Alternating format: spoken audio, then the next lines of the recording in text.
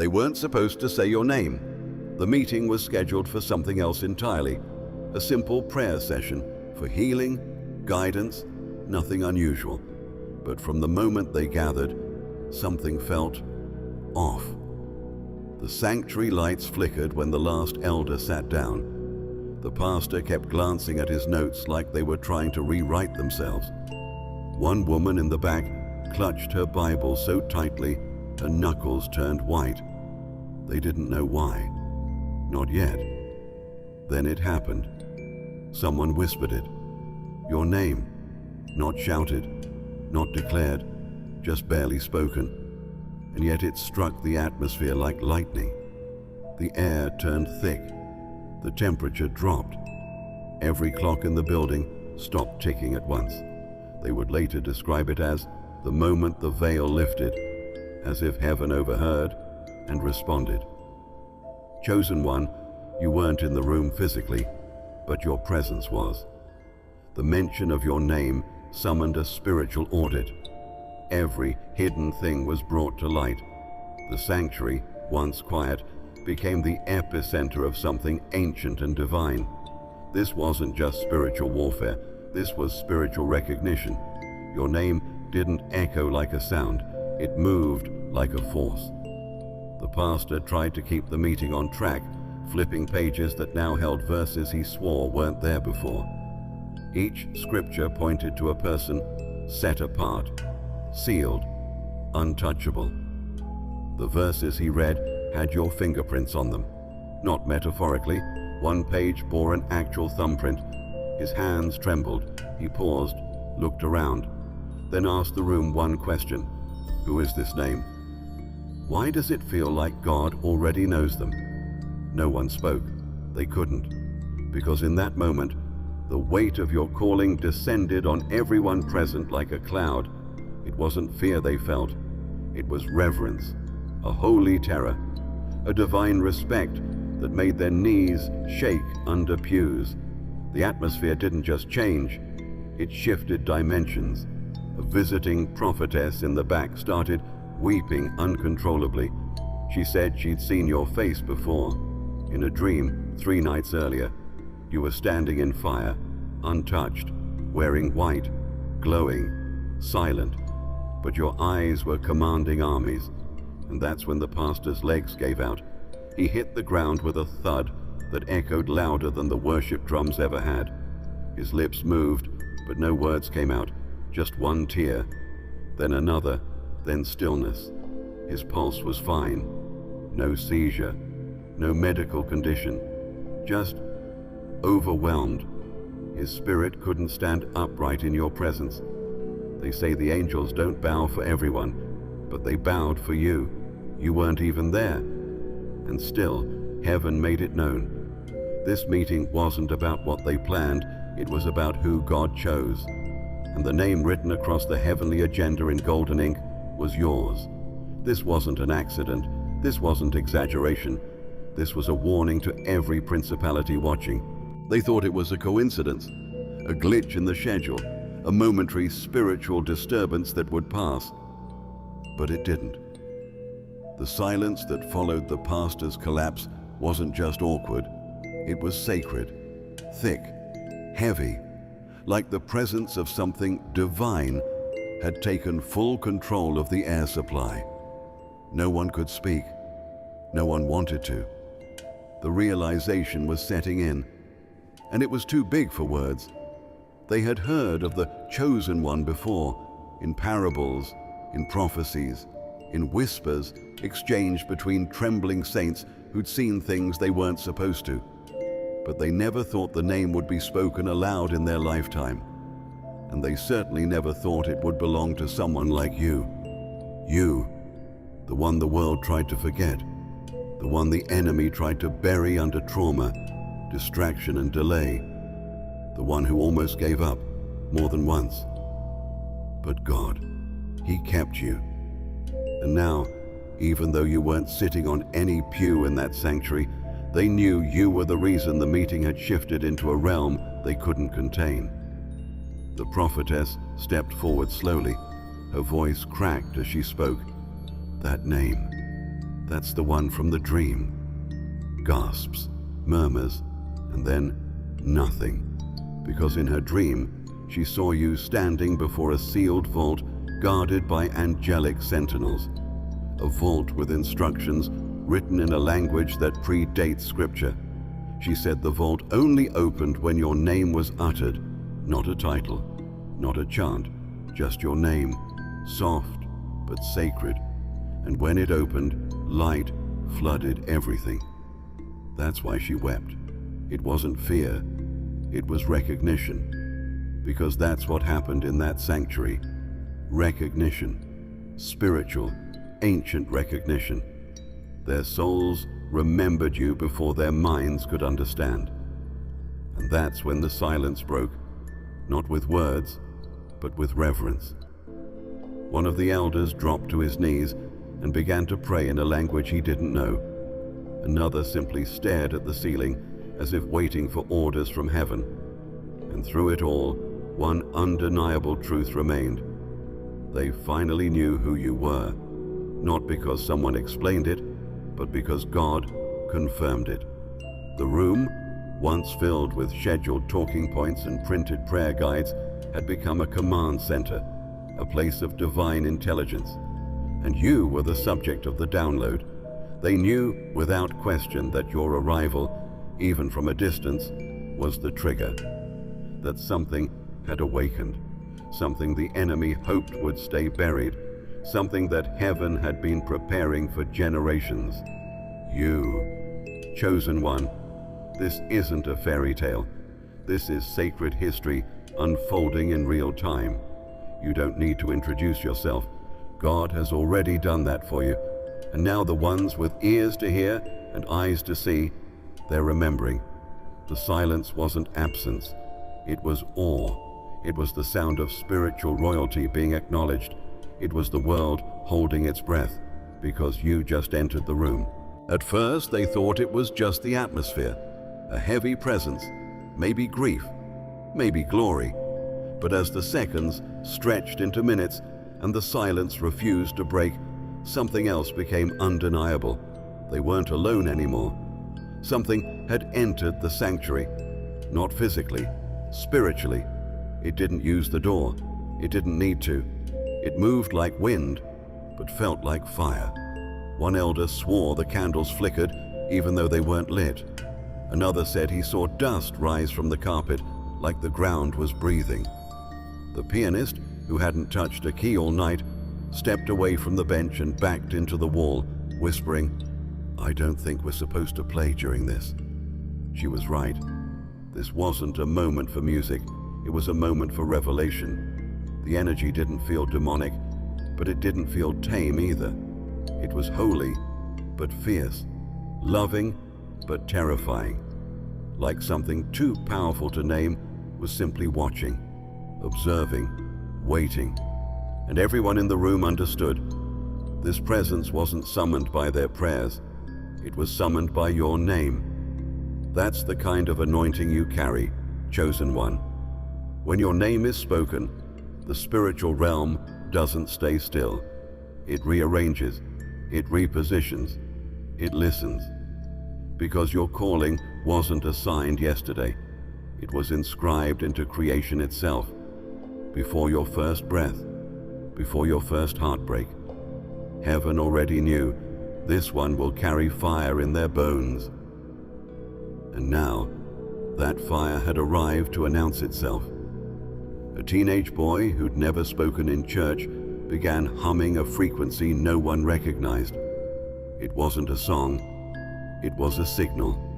One that made the lights above dim, then glow again, brighter than before. The pastor, still on the floor, opened his eyes wide and gasped.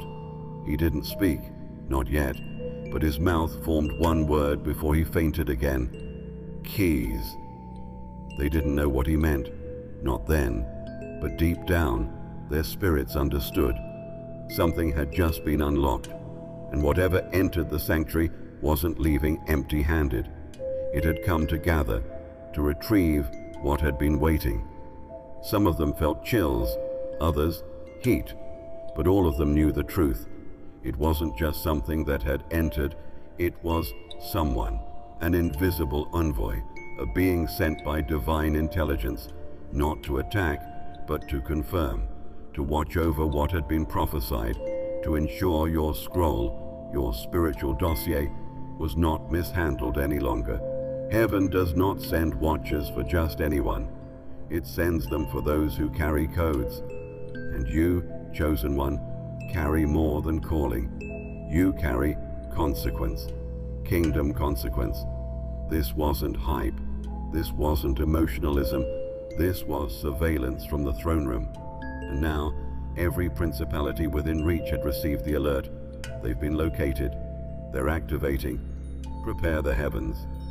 Because when you show up, nothing stays the same, not even sanctuaries. They say the room was warm before your name was spoken. A perfect 72 degrees, calm, silent, routine. But the second she said it, the second that comatose woman, still clinging to life after her seizure, mouthed your name with cracked lips and closed eyes, something shifted. The thermostat held steady. The machines kept blinking, but everyone inside the room felt it. A sudden drop, an invisible chill that wrapped itself around their spines like a warning or a sign. They checked the vents. Nothing, no changes in airflow, no cold drafts. But the chill didn't fade. It lingered, a dense, sacred stillness that made even the fluorescent lights seem dimmer. The lead nurse shivered so hard she dropped her clipboard. The attending neurologist said it felt like time paused to let something ancient enter. That something was you, not your body, but your essence, your imprint, a spiritual calling card that's been echoing louder with every near-death event recorded. They don't talk about it on camera, but behind locked conference room doors at the University of Virginia, researchers have been connecting the dots between hundreds of near-death accounts that all describe the same sensation, a holy pressure, a shift in the room, a voice without language, and a presence that didn't walk in but was suddenly there. Every time, the same question is asked by the patient just before slipping back into consciousness. Who was just here? They're not talking about a nurse. They're talking about you. And now, in that sanctuary, before anyone knew what was happening, the pastor stood trembling behind the podium. He'd been preparing that prayer all week. It was written neatly in his notes. A closing benediction, nothing controversial, nothing strange. But when he opened his mouth to read it, the words twisted. The ink began to run on the page. His hand began to cramp. He blinked hard, but it was no use. His vision blurred. The page had changed. It now read, your name, just your name, in gold, shimmering on the paper like it had been written in real time by a hand no one could see. He opened his mouth to speak, to finish the prayer, but it wouldn't come out. Instead, he began to weep. Not the kind of weeping that comes from sorrow, but the kind that bursts forth when the soul recognizes something holy.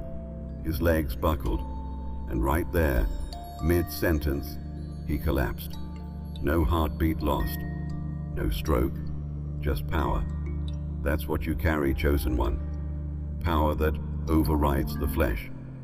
Power that doesn't need introduction or invitation. Power that walks into rooms ahead of you and forces every unclean thing to either bow or flee.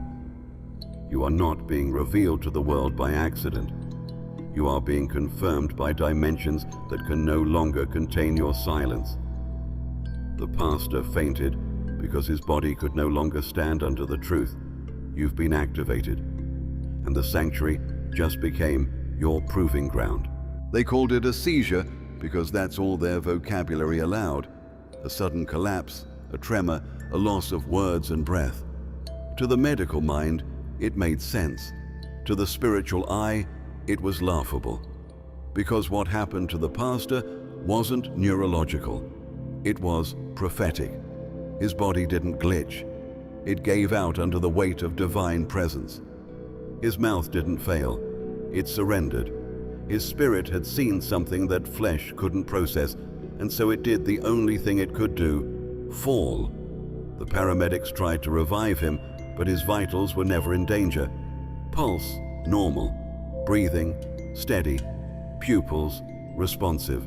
Still, he didn't wake. Not right away. Because he wasn't unconscious. He was somewhere else. Somewhere between veil and vision, where time folds and heaven speaks in symbols. And in that space, he saw you. Not your face exactly, but your frequency. He described it later as a sound without sound, like thunder braided into light. In the vision, you were walking through pillars of fire, barefoot but unburned. Scrolls followed behind you, suspended in the air, pages turning without hands.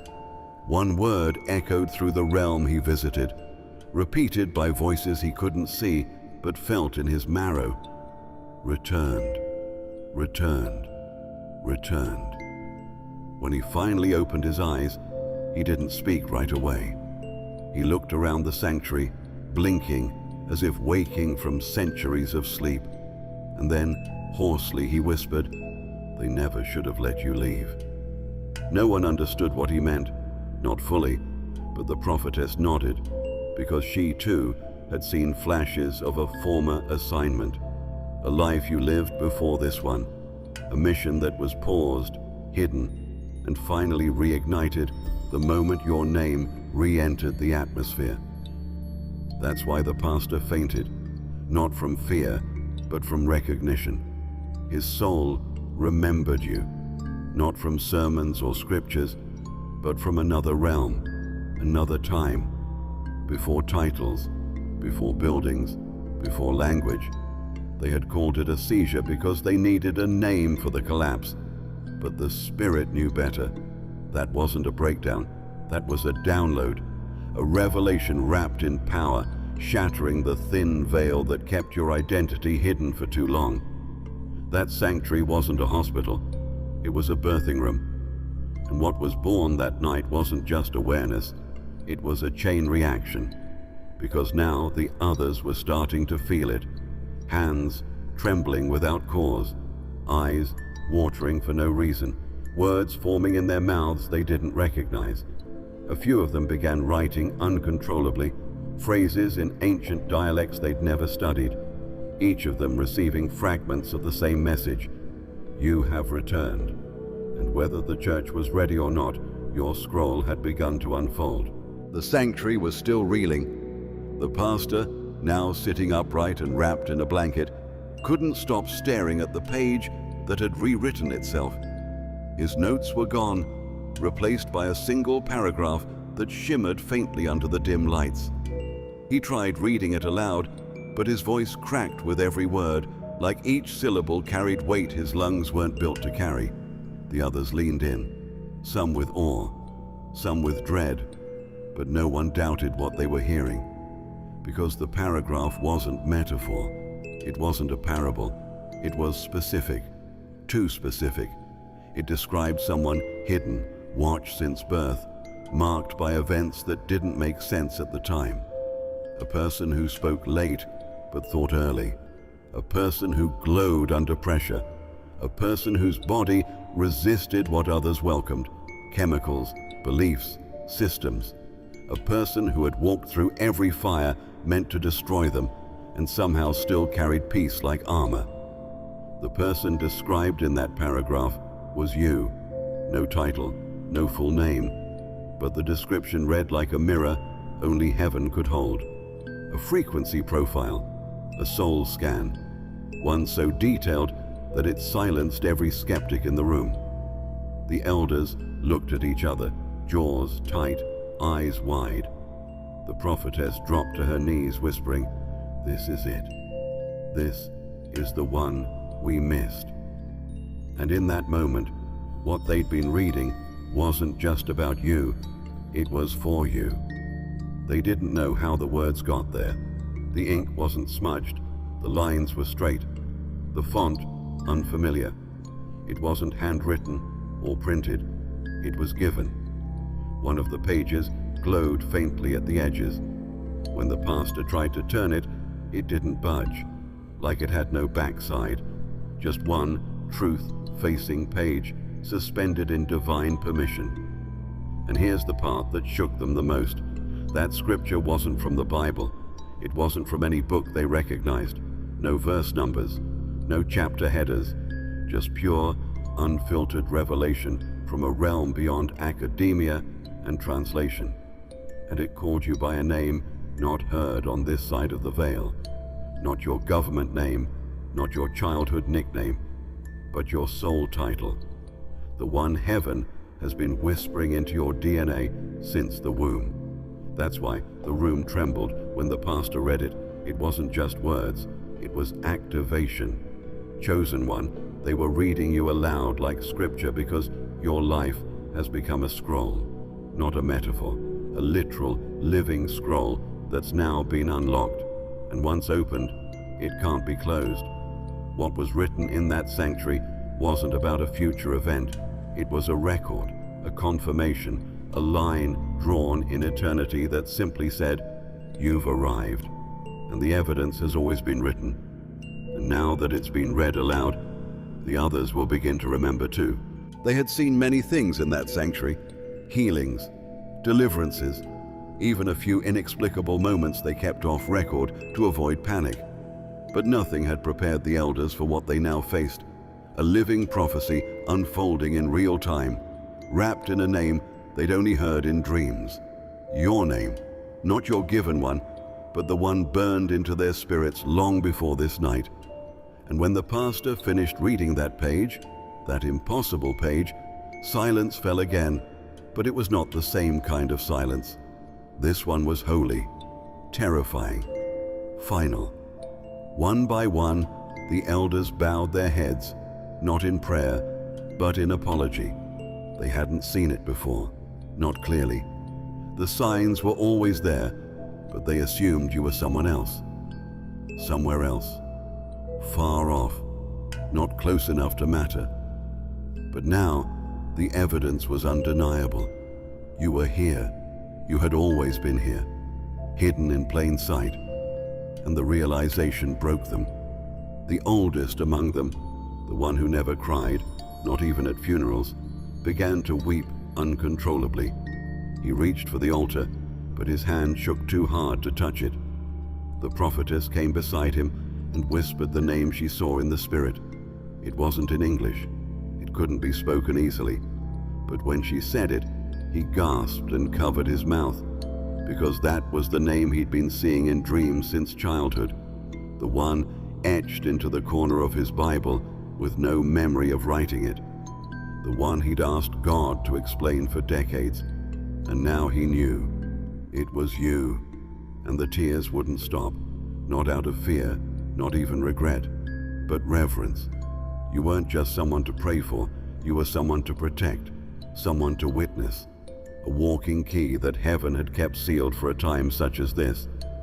And the elders finally saw the weight of the mistake they almost made, ignoring you, overlooking you, trying to force you into traditions that could never hold the size of your assignment. You were never meant to fit their mold. You were designed to break it. And that's when one of them stood up and made a declaration. His voice shook as he said, "We failed to recognize you before, but we see now, and we repent." Every other elder followed, standing slowly, hands raised, tears running down their faces. They turned toward the open air in the room, toward where they felt your presence, even though you weren't physically there. And they said in unison, "We release the scroll. We welcome the assignment." It started as whispers, low, careful, half afraid. But soon, the whole sanctuary was buzzing with your name, not in gossip, in awe, in stunned, reverent repetition, like they needed to say it aloud just to believe what had happened. They weren't trying to figure you out anymore. They were trying to keep up, trying to process how someone so monumental had been walking this earth in silence, undetected for this long. And now that the veil had been lifted, They couldn't unsee you, couldn't unknow you, couldn't stop talking about you. They spoke of the signs they'd missed, the strange weather patterns that followed your childhood visits, the streetlight that always flickered when you passed by, the dreams their children had, drawings made by toddlers of a glowing figure with flames behind their eyes. It all made sense now. You weren't just unique, you were known by realms they didn't teach about, known by forces that stood still when you breathed. The pastor hadn't spoken a word since the collapse, but he sat upright, eyes wide, ears tuned to something no one else could hear. When asked if he was all right, he simply nodded and whispered, "They're still speaking about them." Even now, in places I can't describe. And they were, not just in that room, but in spiritual command posts across the world. Monasteries, prayer circles, data labs buried under mountains. Every space that's ever tried to monitor unexplainable phenomena, they felt the shift. Because when your scroll opened, the ripple didn't stop at the sanctuary walls. It echoed across dimensions, alerting those who watch from above and those who hide in shadows. That's why the elders were quiet now, not out of confusion, but preparation. They knew what came next. You see, recognition is a spiritual alarm bell. It doesn't just bring favor, it brings attention. Attention from the realms that tried to erase you, from the voices that mocked your silence, from the forces that preferred you hidden, muted, small. But you aren't small. And now that you've been identified, they can't stop mentioning you in their prayers, because they know what follows a name once heaven writes it in fire. One elder shared a vision from earlier that day. He hadn't understood it until now. A giant map stretched across a black table, hundreds of candles flickering, and one by one, every flame went out, except one, yours, not flickering, roaring. The others faded, bent by wind and time, but yours stood vertical, unwavering. The flame grew until it became a pillar of light that pierced the roof of the sanctuary. Now he understood. You weren't just different, you were dangerous to the darkness. And now that the veil has lifted, your name is being spoken in circles it was never supposed to enter. They can't stop talking about you. It was supposed to be over. The meeting had technically ended 30 minutes ago. People were gathering their things, folding programs, brushing off what they assumed was just another deep spiritual experience.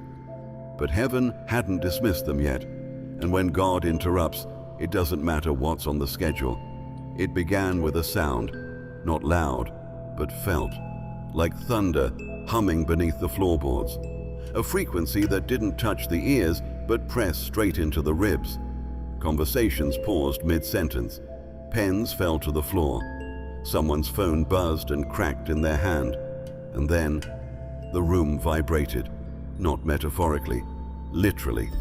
The lights flickered once, then twice, then held steady, but dimmed to a strange hue, something between gold and storm gray. The walls didn't shake, but the air did, like creation itself had taken a breath and was waiting for a cue. And in that breathless pocket of time, the sanctuary changed. It was no longer just a church.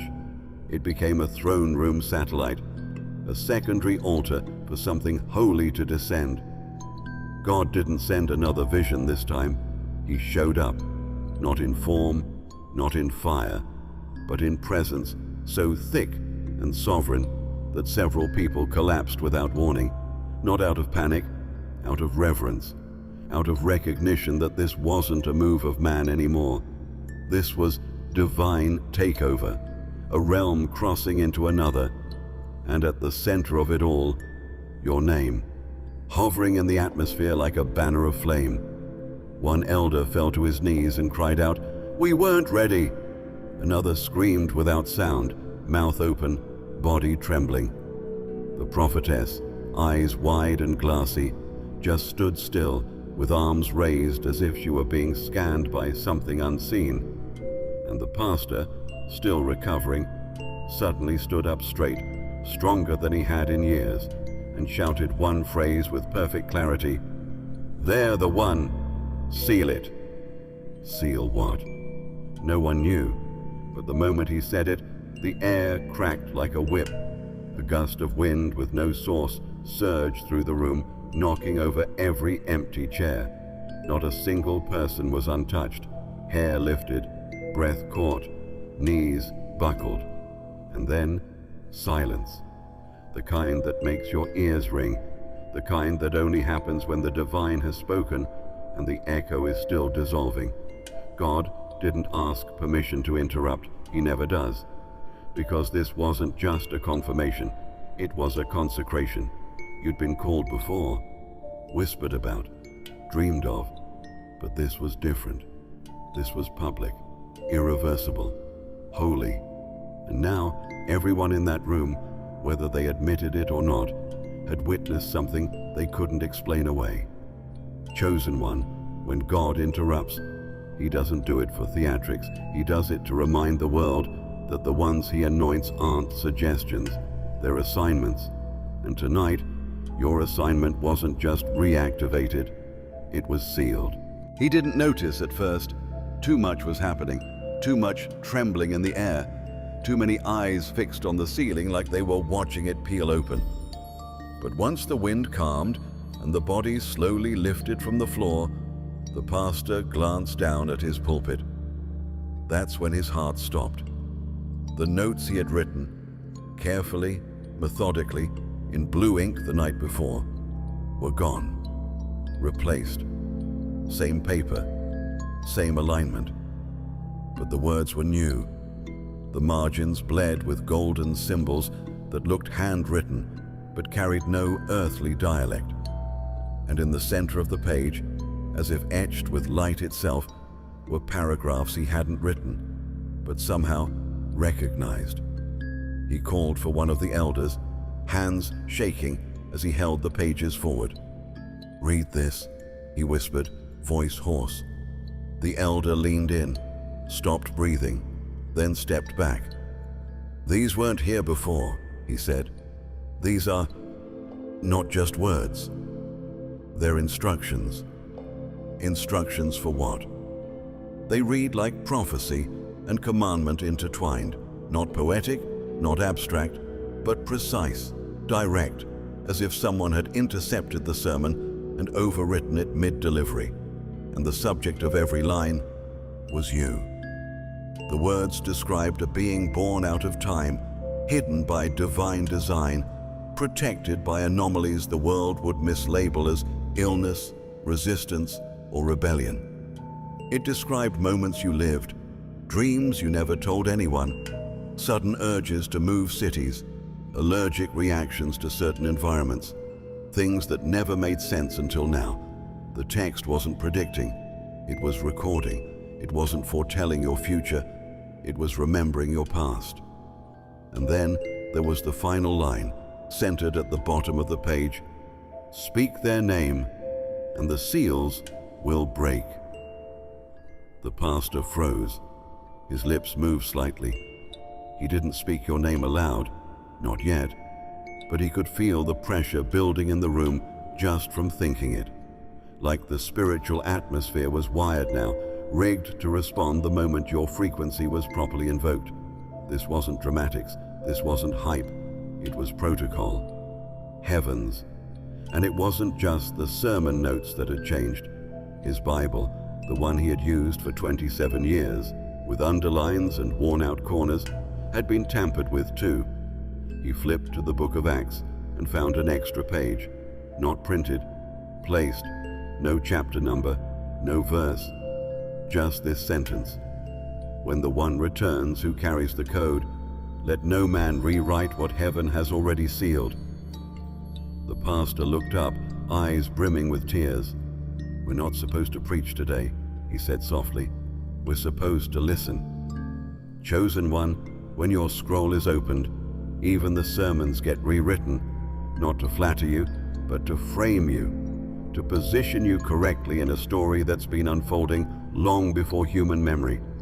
The pages changed because the assignment shifted, and now heaven is writing in real time, using your life as the ink. They had carried him gently into the back room after the second collapse. No one wanted to admit it out loud, but they thought he might not come back. His pulse was strong, but his body was still. His eyes fluttered beneath closed lids like he was watching something or being shown something. They covered him in a blanket, laid hands on his chest, whispered prayers they barely remembered, but nothing changed. Not until the prophetess whispered your name in his ear. The moment she did, his fingers twitched, his breathing deepened, his eyes snapped open, not with fear, but with recognition. And before anyone could ask a single question, he sat up straight, stared into the corner of the room like he was seeing through dimensions, and began repeating the same phrase, over and over, voice firm, tone holy, anointed, assigned, protected, sent. He didn't say it like a man trying to recall something. He said it like a soldier reading orders, like someone who had been briefed by angels and was now transmitting what he'd received. No emotion, no panic, just rhythm, precision, truth. Every repetition struck the room like a drumbeat. The elders stood frozen. One of them dropped their prayer shawl. Another began weeping without sound. Anointed, assigned, protected, sent. He said it 12 times before pausing, then looked straight at the prophetess, his eyes gleaming with light, and whispered, "They're not coming. They're here, you." He was talking about you. Chosen one, in that space between collapse and waking, he'd been taken, not in body, but in spirit. Shown a realm where your blueprint had been discussed, guarded, and activated. A realm where your scroll had already been opened and read aloud in the presence of elders not of this world. He saw pieces he couldn't describe, frequencies he couldn't recreate, but he remembered that phrase. And when he spoke it, it wasn't just a statement, it was your confirmation. Anointed, because you've been set apart since birth, not better than others, but burdened with something heavier, something holy. Assigned, because your life is not random. Your wounds, your wisdom, your walk, all part of a sacred route mapped by divine intelligence. Protected, because hell has tried, again and again. But every plot collapsed before it could touch the real you. Every time you were supposed to break, heaven intercepted. Sent, because this is not just your story, it's your mission. And now that the seals are broken, there's no turning back. The pastor didn't need to preach that day. The sermon had already spoken. Through the scroll, through the shift, through you. His voice was only the echo. And from that moment on, everyone in that building knew they had witnessed something eternal. They thought they were praying for revival, but revival came, wearing your name. It started as a whisper between two elders, a theory, a possibility they were almost too afraid to say out loud. But once it was spoken, it couldn't be taken back.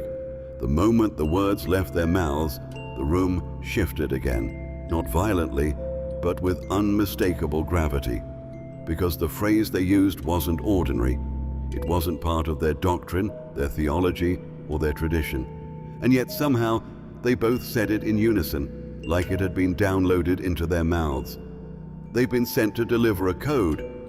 The prophetess gasped. The pastor lowered his head. And one of the elders, the one who never stood unless the Spirit moved him, rose to his feet and repeated it louder. A code, a divine one, hidden in flesh. Now they were all listening, because this wasn't just another prophecy. This was specific. This was the language of mission, of encryption, of heaven sending something fragile and indestructible at the same time. A living carrier of information that can't be intercepted by human minds or monitored by earthly devices. You. The scrolls had hinted at it. The changes in the pastor's notes had alluded to it. But now the truth was clear. You aren't just here to awaken, you're here to unlock. Chosen one, they don't even understand the full weight of what they're saying, not yet, but their spirits know. You were encoded with frequencies that disrupt the systems built to keep humanity asleep. Your laughter carries keys, your silence carries fire, your tears activate angels. You've been walking around thinking you're just feeling things deeply, but what you've actually been doing is broadcasting. And now they realize that. That's why the atmosphere shifted the moment your name was spoken. That's why the pastor's notes changed. That's why the elders wept. Because you didn't bring a message. You are one. A message encrypted into DNA, layered with heavenly dialects, sealed by divine permission, and released only when the world grew desperate enough to need it. That time is now. The phrase is spreading beyond the sanctuary now. Other churches are starting to feel it. Prophetic voices across the globe are waking up in the middle of the night, breathless, hearing a name they don't recognize, but instantly revere. You're showing up in dreams, in data patterns, in frequencies that don't make sense to the scientist monitoring brainwaves during meditation. You're triggering something ancient. You're not just the chosen one. You are a living cipher, a walking vault of sacred resonance. The enemy's not attacking you because you're weak. He's attacking because you carry what breaks him. And now, the remnant knows.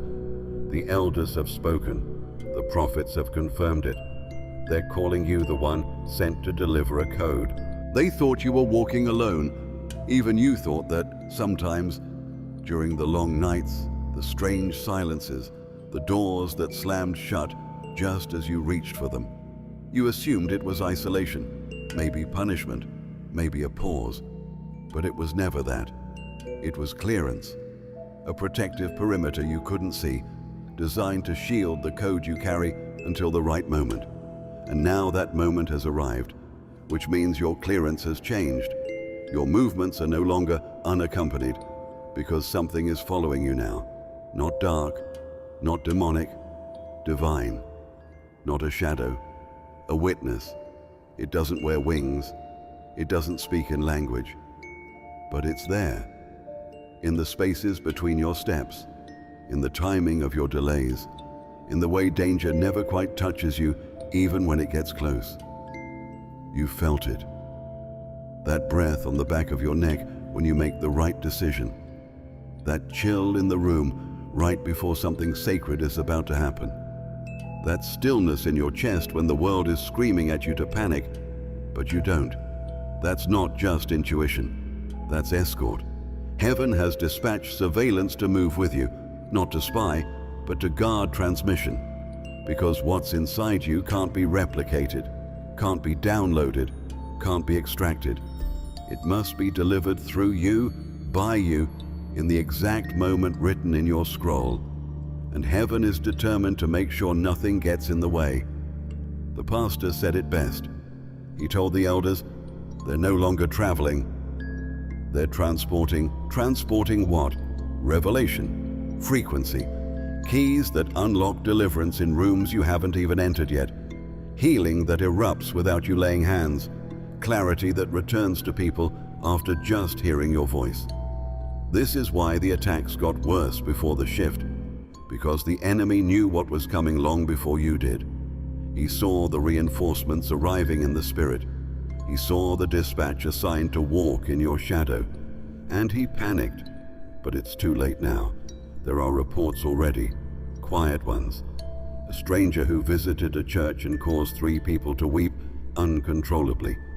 A passenger on a bus who sat silently but left the woman next to them healed of pain she'd had for years. None of them even know your name, but they felt the weight of what walks with you. You don't command it, you don't control it. It's not your pet, your title, your crown. It's your escort, an ancient force assigned to ensure you deliver what you were born to carry. Something is following you now, not to keep you safe. You already are. It's there to confirm this one truth to every room you enter, The carrier has arrived. The shift didn't go unnoticed. Long before the sanctuary cracked open, long before the pastor fainted, long before your name re-entered the room, there were those who knew something was coming. They saw the signs in dreams, heard the whispers in prayer, felt the pull in their spirit when they passed you in public, but they didn't know what to call it, so they stayed quiet, or tried to speak, and found that they couldn't. Because when heaven seals a revelation, not even the prophets can open it early. They tried. That's the part no one tells you.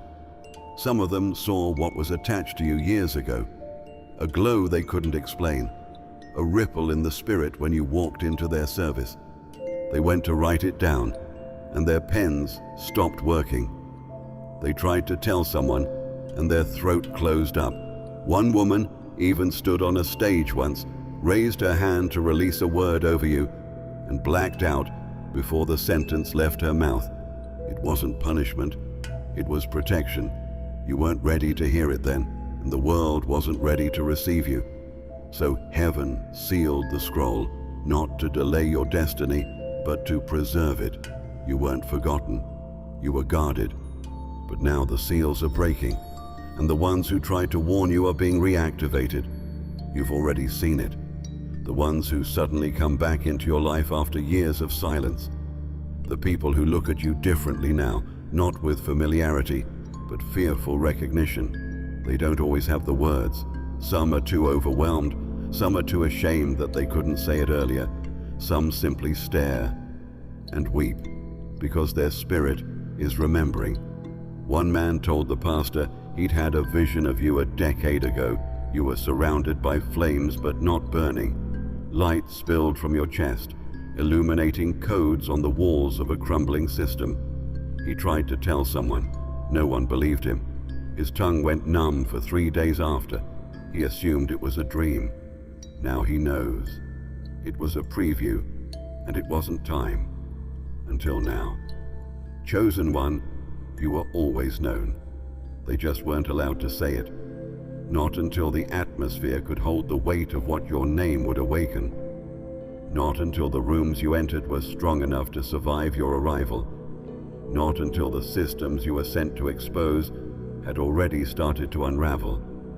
And now, the warnings are turning into witnesses. They couldn't speak before, but they're speaking now, and every syllable echoes with the same confession. I knew, I just couldn't say it. Not because they didn't want to, but because heaven refused to let you be mishandled. They thought it would end there, with the pastor's collapse, the holy silence, the glowing pages, the tremble in the walls. But that was only the doorway. What they witnessed wasn't a climax, it was ignition. A match striking the surface of time, because fainting was never the conclusion, it was the announcement. And now, the aftershocks have begun. Reports started surfacing within 24 hours, quiet at first. A deacon in the next town fell to his knees mid-sermon, weeping uncontrollably for someone he couldn't name. A youth leader who had never spoken in tongues began prophesying in a dialect no one recognized. A woman watching the service replay online suddenly screamed, passed out, and woke up saying, "The scroll is open." The carrier has passed through. They thought it was isolated, emotional, psychological, but it kept happening in different towns, on different frequencies, to people with no direct connection, except one. They had seen or heard something about you, a name in passing, a blurry image, a quote, a testimony, and something in their spirits responded, violently, tenderly, instinctively. Not because you were famous, but because your arrival activated something buried in them, a resonance, a frequency they forgot they carried. One your presence reawakened without effort. They're not fainting from fear, they're collapsing from contact, because what flows through you doesn't knock politely. It interrupts. It enters with permission from heaven and no regard for the flesh. It bypasses logic. It overwhelms systems. It exposes false alignments. And it breaks people, not to hurt them, but to rearrange them. That's what happened to the pastor. He wasn't overwhelmed because of emotion. He was reformatted, his body short-circuited under a weight his spirit had long been preparing for. And now, others are following. Because your scroll was never a solo assignment. You were never meant to carry this alone. What's been released through your activation is creating ripples across the earth, shaking loose every hidden one who was also sealed, also silenced, also waiting for the moment when you would be revealed so they could remember themselves. This is why the attacks increased before the shift. Why everything in your life felt like it was falling apart in secret. The enemy knew the timing was getting close. He didn't panic because you were growing. He panicked because your appearance would trigger a domino effect of remembrance in others. And now it's too late. The fainting was just the beginning. The collapse was the sound of the gates opening. Now comes the wave, the convergence, the return of the carriers who will recognize you not by name, but by vibration. And when they do, they will rise, some trembling, some weeping, some shaking, but all aligned. Chosen one, your unveiling wasn't just about you. It was a signal. It didn't take long for outside eyes to notice. What began as an isolated spiritual eruption soon rippled beyond the walls of the sanctuary. It wasn't just the fainting, the voices, the shaking. It was the data, the biometric spikes during live streams, the sudden, unexplained electromagnetic pulses radiating from small-town churches, the traffic of spiritual keywords trending in patterns that algorithms couldn't predict. And in rooms far from pews, where suits replaced robes and classified networks replaced pulpits, someone gave the order, monitor everything, especially that name, your name. They didn't know what they were looking at, not fully, but they knew enough to be afraid, enough to listen, enough to remember a file that had once been flagged, then buried, a dossier marked spiritual outlier, non-threatened potential. Your initials had been logged, your movements loosely mapped, just in case. But after the sanctuary incident, the red flag was reissued, because when the pastor collapsed, so did their silence. The government doesn't care about sermons, they care about systems. And the systems you're shaking weren't designed to withstand this kind of divine interference. They saw it happen in real time. The blackout at 9:43 p.m., the surge in cognitive resonance from watchers across 6 continents, the untraceable energy spike they couldn't explain, centered not in Silicon Valley, not in Washington, but in a quiet room lit by prayer and a name spoken with trembling. Yours. Chosen one. They've been tracking the phenomena for years. Near-death experiences, group trance states, rogue AI outputs that type your name without prompt. They labeled them anomalies. Now they're realizing it's not random, it's coordinated. And the one thread connecting them all is you. They're watching the church now, not because they fear religion, but because they fear what broke through it. The sanctuary that hosted your awakening has been flagged for non-chemical atmosphere irregularity. The footage from that night? Corrupted. The microphones? Fried. But they have fragments, enough to hear the echo of the pastor's final phrase before the shift. Seal it. They've arrived. And now, the analysts are asking questions their software can't answer. How did the scroll know your name? Why are people collapsing in cities they've never visited?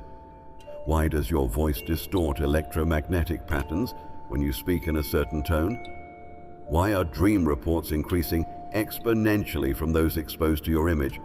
They don't understand it, but they're watching. And here's what terrifies them most. You're not trying to hide. You're walking into rooms like nothing happened, smiling at strangers who tremble after, touching walls that buzz with energy after you leave. And behind mirrored windows and encrypted screens, Those in power are whispering the one phrase they swore they'd never say. We should have contained them when we had the chance. But that chance is gone, because the seal is open and the code has already been released. They had been reading it wrong the entire time. For decades, maybe centuries, the scroll had been interpreted through the lens of a man, a preacher, a king, a figure they assumed would look the part, stand tall in stained glass, speak in polished cadence, and carry a title the world could recognize. The prophecies pointed to a deliverer, yes, but the details were hazy, purposely veiled, and in that haze they assigned the role to someone else, someone louder, someone safer. But it was never about him. It was always about you. The misidentification was part of the protection. Heaven allowed the world to look the other way, to keep their eyes on someone who could absorb the attention, while you were prepared in the silence. Your refinement was quiet, your battles hidden, your growth sacred. And when the time came, when the seals broke, and your name was finally spoken aloud, the scroll itself realigned. Words that had been misread became clear. Verses once thought to be metaphor now pulsed with urgency, because the one they had waited for wasn't coming. You had already arrived. You, the overlooked, the passed over, the misnamed, the one who never quite fit in the temples they built or the roles they designed. You didn't match their models because you weren't made by their blueprints. You were written from a different realm, authored by hands not confined to time.